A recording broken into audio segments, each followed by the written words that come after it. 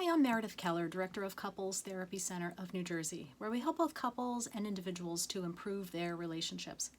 Today I'm sharing with you my top 3 resources on sex. In our culture, we are not given enough education about sex and sexuality. This is changing in school districts with sex education.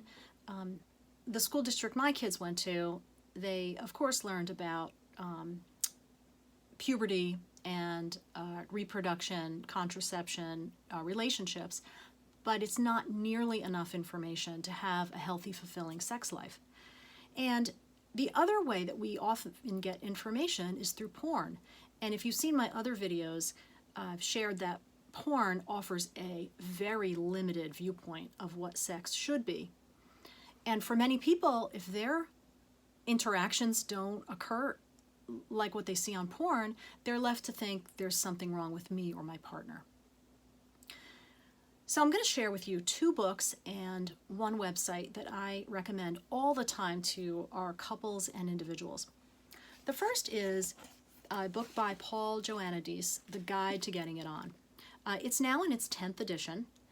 This is a book about all different types of topics about the male and female body, sex, relationships, self-pleasure, issues around sex, and it's a source of good information, so much so that it is used as a textbook in university human sexuality courses.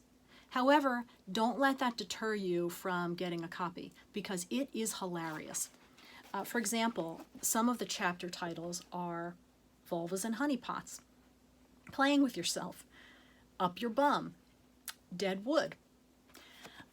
So it's a funny book, and the original edition I have, the one that I read through cover to cover, is over 900 pages.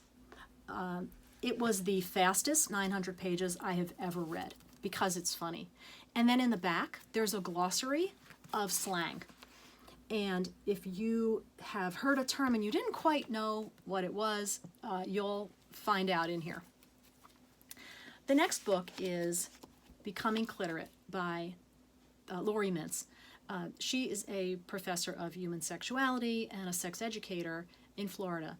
And she talks about the disparity between women and men having orgasms, and that up to 50% of women say that they have trouble orgasming with a male partner.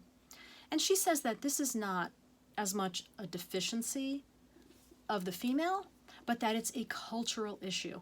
Again, because in our culture, we very narrowly define what counts as sex.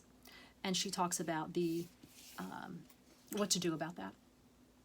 The third resource is a website, dodsonandross.com. We'll include that in the description. This work is about women getting to know their own bodies, becoming more comfortable with our own bodies, and also teaching women how to have orgasms. These 3 content producers also have information available through other channels. So some of them have TED Talks. They certainly have social media and YouTube channels and podcasts. Sex should be pleasurable, powerful, fun, or loving, or a combination of those things. And my hope is that as you get to know these 3 resources, it advances your sex life.